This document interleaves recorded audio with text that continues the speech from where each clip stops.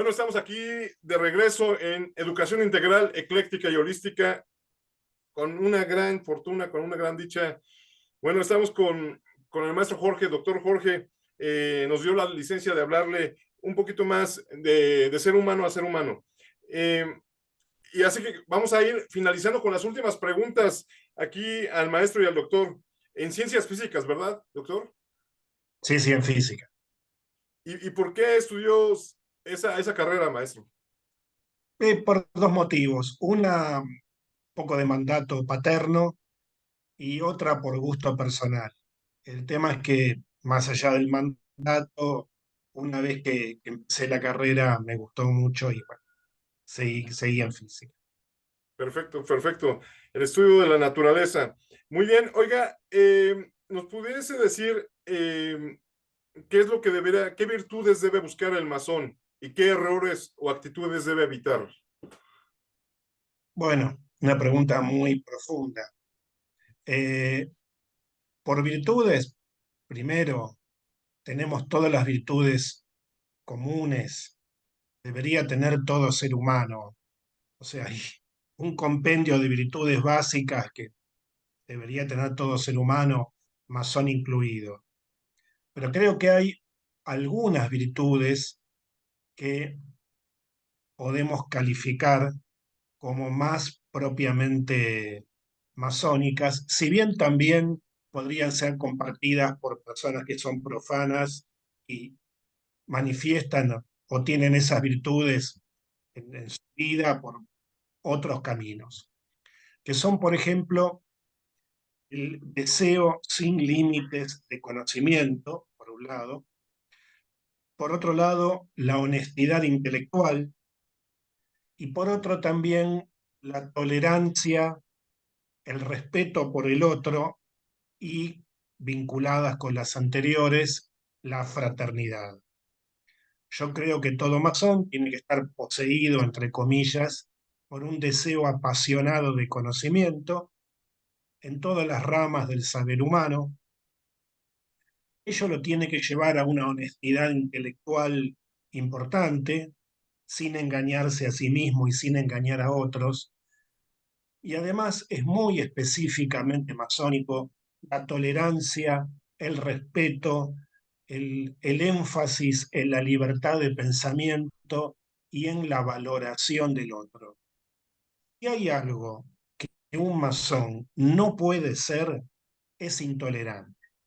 Eso está terminantemente prohibido para todo masón.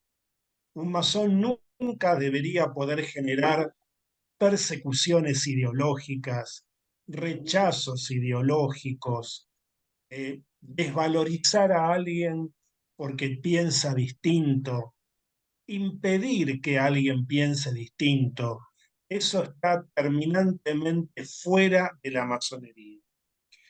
Y otras cosas que también están fuera de la masonería y lamentablemente a veces están adentro. Por ejemplo, un masón nunca podría ser racista. El racismo es lo más antimasónico que uno puede imaginarse. Sin embargo, lamentablemente, tenemos el ejemplo de Albert Pike, que si bien fue uno de los masones más ilustrados y con mayor conocimiento de su época, fue definidamente racista y tuvo relación con el Ku Klux Klan en Estados Unidos. Y eso está históricamente datado. Por otro lado, tenemos otro caso. El rito sueco, no sé actualmente, pero durante una época no se permitía el ingreso de judíos. Eh, y para tener los más altos grados del rito sueco hay que ser noble, hay que pertenecer a la nobleza. Eso es totalmente antimasónico. El racismo, el diferenciar a las personas por la condición de noble o de plebeyo, eh, ese tipo de cuestiones tienen que quedar afuera totalmente de la masonería. Eso es lo que nunca un masón podría permitirse. Un masón nunca podría permitirse estar opuesto a la libertad de pensamiento y a la libertad de expresión. Esas son dos banderas masónicas inclaudicables. Excelente, excelente, doctor. Maestro Jorge, en su obra, en su enciclopedia masónica, magna obra, usted cita una gran cantidad de autores especializados y hasta bibliografía muy bien documentada. ¿Qué libros y autores de la masonería recomienda usted de leer a los queridos hermanos masones y al público en general para tener una idea más certera de lo que es la masonería? Las obras de Pike, de Albert Pike, se pueden leer con cuidado, digamos. En primer lugar, uno tiene que contextualizarlas sabiendo que fueron escritas por alguien del sur de los Estados Unidos a fines del siglo XIX y principios del siglo XX. Si uno las lee con cuidado, se puede leer con provecho. Ahora, fundamentalmente, si alguien puede leer en francés, en Francia y en idioma francés hay un volumen de obras muy valioso. Las obras de Irene Mainguy, por ejemplo, son un tesoro de conocimiento masónico que quien pueda leer en francés se los aconsejo. Y asimismo hay otros autores franceses. Alcanza con entrar al Google y uno puede ver una cantidad muy, muy grande, como Pierre Mariel y otros autores franceses que han escrito una gran cantidad de obras masónicas de enorme valor. Lamentablemente, la masonería no se ha interesado por traducir, pero si hay un trabajo que las grandes logias o los supremos consejos deberían encarar, es traducir las obras de esos autores franceses porque realmente contienen un caudal de conocimiento notable. Y en América Latina, bueno, tenemos obras un poquito viejas, como las de Lavanini o las de Frau Avines, que en su época tuvieron su valor, hoy ya quedaron un poco desactualizadas. Muy bien, muy bien. En su enciclopedia hay una gran cantidad de autores. De hecho, acerca de Albert Pike, bueno, se valora mucho que incluso también decía que el fin último de la masonería y lo ligaba mucho también al gnosticismo, pero sí, nos invadió en México y nos quitaron la mitad del territorio. Argentina es nuestra hermana, un pueblo, una nación increíble también con gran potencial y bueno, quisiera una pregunta al final acerca de Argentina, específicamente, a ver si la quiere responder el doctor. Y bueno, quisiera preguntarle acerca de que quien quiera difundir su obra, sus diapositivas, PowerPoint, su enciclopedia masónica, ¿tiene su autorización expresa y manifiesta por usted? Total y absoluta. Eh, Todo lo que yo escribí está en Internet, es de difusión libre y quien quiera puede utilizarlo libremente, difundirlo, hacer con ello lo que le parezca más apropiado. Como te dije, soy un defensor de la difusión del conocimiento y por tanto con mi obra puede hacer lo que mejor le parezca. Perfecto, perfecto. Aceptamos con gran honor su permiso, su licencia. Y comentando acerca de los franceses, porque hay una versión que dice que los franceses fueron los que realmente fundaron el rito escocés o que abrevaron más. ¿Es cierto? No, no, es cierto. De hecho, por más que al rito escocés se lo llame escocés, realmente tiene su origen en Francia. ¿Por qué se lo llama rito escocés? En el siglo XVIII y los siglos XVIII y XIX, Escocia había logrado un desarrollo cultural muy grande. Comparado con otros países europeos, los escoceses tenían una gran cultura. Incluso a Edimburgo se la llamaba la Atenas del Norte, que por un lado era una ciudad con un nivel cultural muy alto, y hasta en su arquitectura había reproducido un poco lo que era la Atenas griega. Por eso llamarle a alguien que era un escocés era como decirle que era un sabio. O sea, decirle a alguien, vos sos un escocés, era un elogio, era como calificarlo de sabio. Por ello, hacia mitad del siglo XVIII hubo un movimiento en Francia, el de los maestros escoceses, pero no porque fueran escoceses, sino porque querían elevar el nivel intelectual de lo que había en la... Por ello, los grados del rito escocés verdaderamente nacieron en Europa Central, básicamente en Francia. Un rito que tiene su origen en... Excelente, excelente, doctor Jorge. Maestro Jorge, hace rato comentó que no estaba de acuerdo o que quizá, incluso lo leí que el lenguaje decía que proponían neologismos para... Adelante, maestro. Eso en realidad lo tomé, creo que lo tomé de Humberto Eco, me parece. No me acuerdo bien, pero creo que lo tomé de Humberto Eco. Eh, Perdón, me corrijo. No lo tomé de Humberto Eco, tomé de un cabalista llamado Mario Savant. Lo que pasa es que hay términos, hay conceptos, mejor dicho, que son muy difíciles de expresar. En todo lo que sea esotérico, en todo lo que sea iniciático, hay conceptos muy complicados para expresar. Entonces, una propuesta es crear neologismos, crear nuevas palabras que puedan expresar conceptos que el lenguaje ordinario, habitual, no puede expresar. Eh, ¿Qué significa, por ejemplo, elevar la conciencia? Es muy difícil eh, describir con palabras qué puede significar eso. Por lo tanto, la creación de neologismos, de nuevas palabras, creo que al respecto puede ser útil. Incluso muchas palabras que se usan como palabras de paz o palabras sagradas, algunas tienen su origen en hebreo, otras tienen un origen desconocido y son neologismos en sí mismas. Con lo cual, creo que una práctica iniciática interesante puede ser esa, crear neologismos para expresar lo que de otra manera es difícil de expresar. Excelente, doctor. Y sí, efectivamente el lenguaje va cambiando con el tiempo, el significado de las palabras. ¿Usted qué nos puede decir acerca de las logias que se dice fuerza, belleza y candor, a las que dicen fuerza, belleza y sabiduría? ¿Cuál es la correcta? ¿Cuál es mejor? Yo creo que la correcta es sabiduría, fuerza y belleza. Lo que pasa, ahí cambia mucho el idioma en los países de América Latina. En Argentina, candor es interpretado como pureza, pero casi como ingenuidad. Por consiguiente, en Argentina la palabra candor ahí no tiene mucho lugar. Creo que en otros países de América Latina, candor se interpreta como veracidad, como sinceridad. Acá en Argentina la verdad que no se interpreta de esa manera.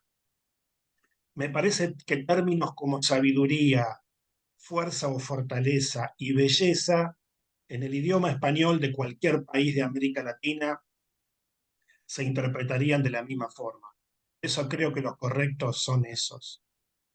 Muy bien.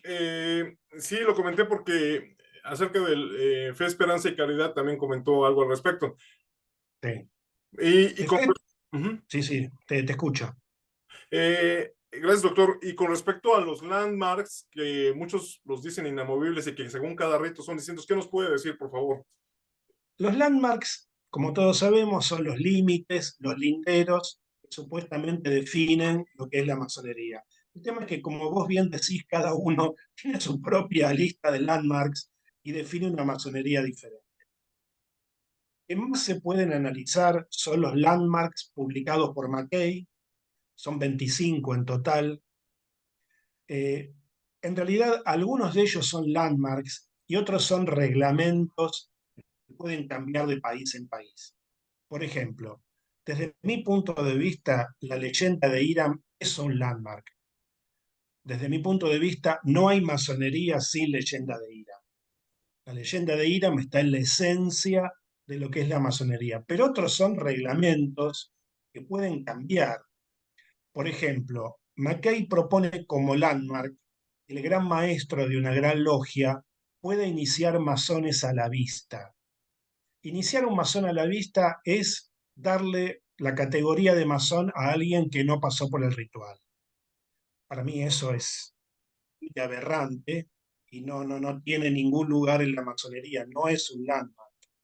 Eventualmente puede ser un reglamento que se utilice en algunas situaciones. Por ejemplo, durante la guerra, durante una guerra, es muy difícil a veces iniciar a alguien con el ritual y quizás alguien merezca ser masón y por las circunstancias del momento no se lo puede iniciar ritualmente. Podría en ese lapso autorizar al gran maestro a iniciar masones a la vista. Pero por lo demás, muchos son reglamentos. Como te decía, landmark verdadero es la leyenda de Hiram, es el hecho de que el templo tenga que estar cubierto. Eso también es un landmark. Y quizás el landmark más importante de todos es el hecho de que la masonería es una ciencia especulativa basada en un arte operativo y que toma los símbolos de la arquitectura con fines de una enseñanza filosófica e iniciática. Que eso también lo dice McKay. Lo que es el landmark más básico de todos es eso. La masonería es una ciencia que aspira al mejoramiento del hombre y que se apoya en símbolos tomados esencialmente de la arquitectura. Excelente, doctor. ¿Iba a decir algo usted?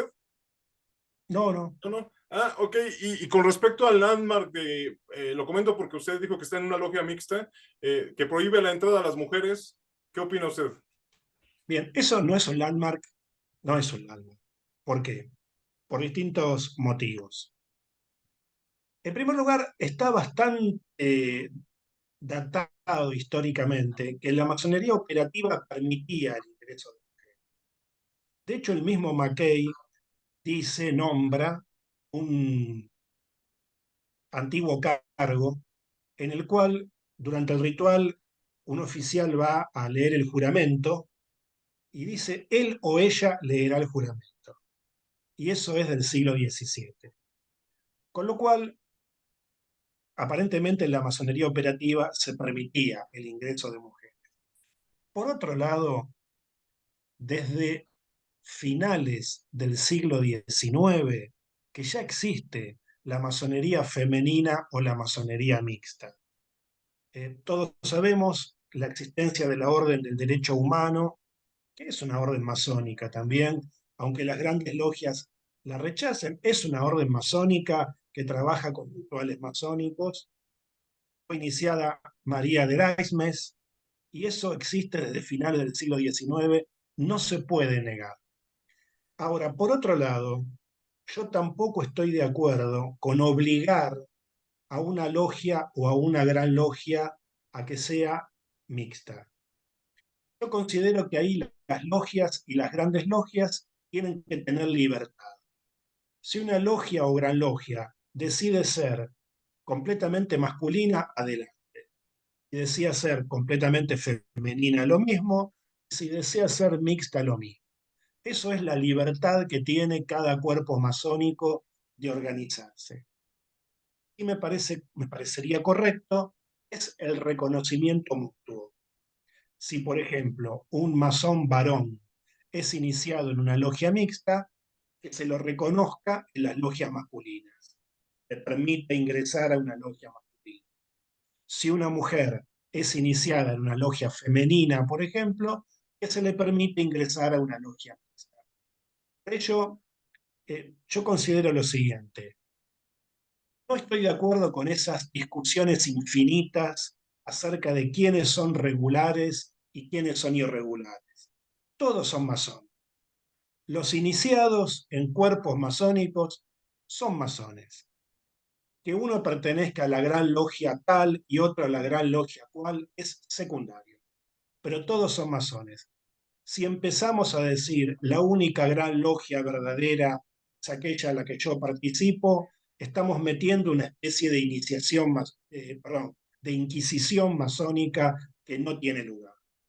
Por lo tanto, estoy totalmente de acuerdo en que existan logias mixtas, en que existan logias femeninas y también en que existan logias solamente masculinas, con tal de que todos se reconozcan entre sí como masón. Excelente respuesta, doctor Cornejo. Eh, Oiga, ¿y nos pudiese contar acerca de la leyenda de Hiram Abiv? ¿Es cierto que lo mandó a matar Salomón? Es una versión. La leyenda de Hiram tiene muchas versiones. Uh -huh. Eh, una de ellas, no es que lo mandó a matar a Salomón, una de ellas dice que Salomón tenía una cierta envidia hacia Hiram Abif. No voy a contar toda la historia de la reina de Saba, de esa cuestión casi de teleteatro entre Salomón, la reina de Saba, e Hiram, que Salomón quería que la reina de Saba se casara con él y esta terminó casándose con Hiram, y por celos Salomón abrigaba una envidia hacia Hiram. Es una de las versiones de la leyenda, pero a mí esa versión me parece una de las mejores. ¿Por qué? Porque muestra lo que a lo largo de la historia siempre fueron los reyes. Si uno recorre la historia o del mundo, los reyes nunca fueron en general ejemplo de ética o ejemplo de moral. Por el contrario, Hiram Abif era un trabajador, era un obrero, no era ni un rey, ni un noble, ni un personaje que en su ascendencia, en su linaje, fuese descendiente de nobles. Por ejemplo, Cristo, Jesús, bien era hijo de una familia de carpinteros, según la historia bíblica, descendía de la familia del rey David.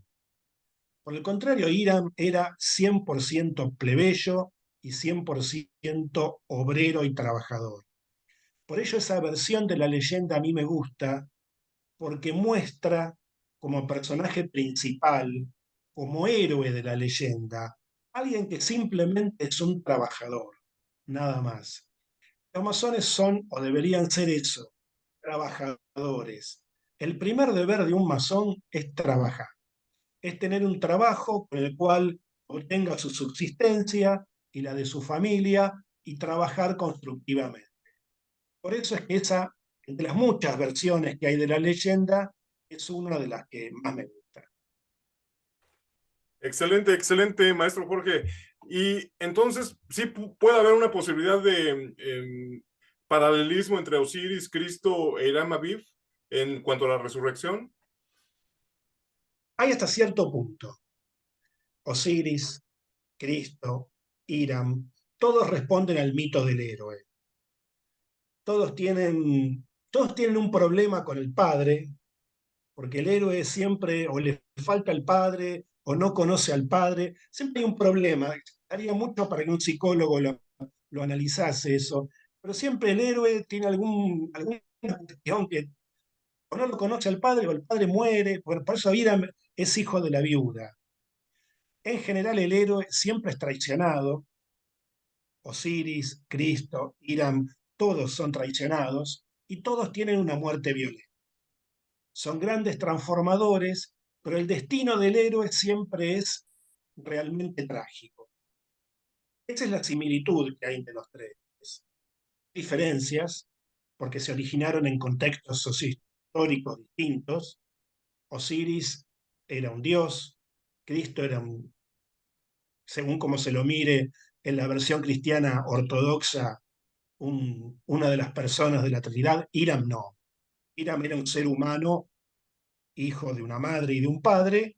Al padre no lo conocemos, como siempre le pasa a los héroes, pero era un ser humano trabajador. El problema es el hecho que vos me planteás de la resurrección. En la leyenda cristiana, y digo, hago hincapié en la palabra la leyenda cristiana, porque también es una leyenda, no es un hecho histórico. En la leyenda cristiana, Cristo resucita. Osiris resucita más o menos. No vuelve al mundo de los vivos. Sigue siendo un rey, pero en el mundo de los muertos. ¿Qué pasa con Hiram? Ahí la masonería queda indefinida. ¿Por qué? Porque no se puede plantear una versión religiosa de que Hiram resucite en la misma forma que lo hizo Cristo. En los rituales del rito francés se dice que Hiram renace y vuelve más luminoso que antes, pero no que aquel Hiram lo hace, sino que renace en cada nuevo maestro masón. Lo que plantea la masonería entonces es eso. Hiram no se plantea que resucite como individuo, sino que renace cada vez que es iniciado un nuevo maestro masón. Ese es el planteamiento que hace la masonería, que la mantiene separada de todo lo que sea una resurrección de tipo religioso. Excelente, doctor Cornejo. Porque también creo que Job e Hiram Aviv tienen como que tres enemigos, amigos que son enemigos, ¿no? Job, la verdad que no recuerdo si Job, el Job bíblico no recuerdo que si tiene tres enemigos. Puede ser que sí, pero la verdad que no lo tengo en mi recuerdo. Pero Hiram Aviv sí tiene tres malos compañeros que lo asesinan. Y Cristo tiene un mal compañero, digamos, que termina entregándolo. En la masonería todo siempre se multiplica por tres y para Hiram son tres los traidores. Eh, pero bueno, como te dije antes, la masonería nunca podría postular una resurrección material concreta de ningún personaje. Muy bien, ya vamos a ir cerrando la entrevista que no saben cuánto la valoro. Le agradezco mucho al doctor Cornejo, al maestro Cornejo, al maestro Jorge. Eh, Oiga, maestro, nos podría recomendar, bueno, ya su enciclopedia, obviamente, claro que sí, y que lleva años, y usted está manifestando este estudio como que de años, o sea, desde toda la vida prácticamente. Entonces, eh, ¿tiene algunos portales que quisiera recomendar en internet? Portales de internet, hay muchísimos.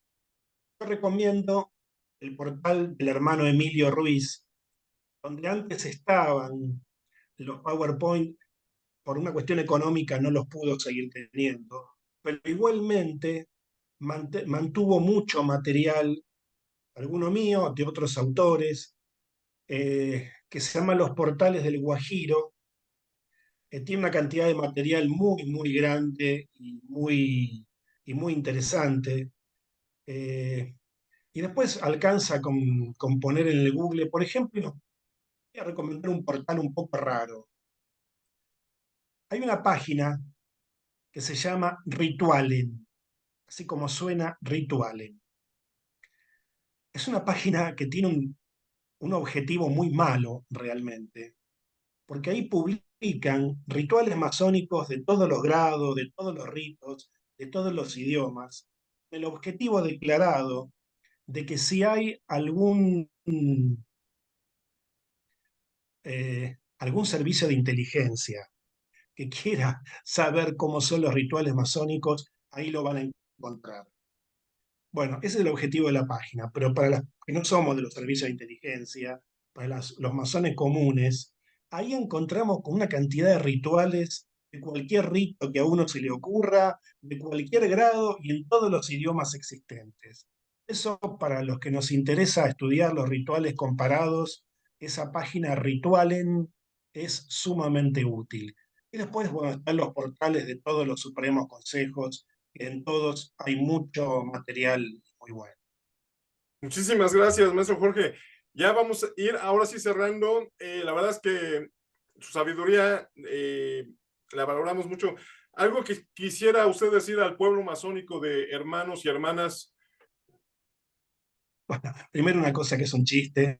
Ajá. Cuando me presenté al principio, me olvidé de dar un detalle muy importante. Soy hincha de Boca. Eso ¿Hincha de qué, perdón? de Boca, Ah, el Club claro, Atlético Boca Juniors. claro, y de Para hecho, los que somos de Boca, para los que somos de Boca, decir eso es fundamental. Eso dejemos. Ahora, hablando seriamente, y si quisiera decir algo al pueblo masónico, es algo muy sencillo, que estudie. Si algo necesita la masonería es que los masones estudien masonería. Parece una verdad obvia, parece una verdad de perogrullo, pero en la práctica es una gran necesidad. Necesitamos que los masones y masonas, que los hermanos y hermanas estudien masonería, que tomen los rituales, que los analicen hasta el más mínimo detalle, que desmenucen hasta todos los movimientos, a la más pequeña palabra del ritual, que la analicen profundamente. Que ese estudio lo complementen estudiando arte, filosofía y ciencia. Arte, filosofía y ciencia profanos, que van a enriquecer sus estudios masónicos. Por eso, si tuviera que darle algún mensaje al pueblo masónico, es estudiar, estudiar y estudiar. Nada más. Excelente, excelente y perfecto mensaje, armonioso.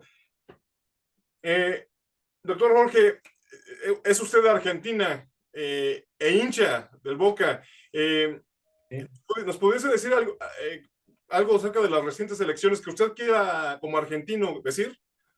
No me gusta decir, meter cosas de política en la masonería. Ah, ok. Simplemente nada, que estamos en expectativa de ver cuáles serán las medidas del nuevo gobierno. Eso Bueno, es todo. bueno, maestro, no, por hoy ha sido suficiente. Le agradezco mucho su luz, su conocimiento. Lo mejor para usted, para Argentina. Reitero, es la mejor obra de masonería que he leído hasta el momento, de una gran variedad de autores. Hay que conocerla. Está sintetizada. El doctor ha reunido todo lo disperso. Doctor, gracias infinitas. Lo mejor para usted y su país, Argentina. Viva Argentina. Y gracias, doctor Jorge Norberto Cornejo. El agradecido soy yo, el agradecido soy yo. Gracias por este momento. Lo mejor para México. Gracias. Y bueno, nos volveremos a ver en alguna oportunidad. Que así sea. Hasta luego. Gracias. Hasta la próxima. Hasta la próxima. Muchísimas gracias.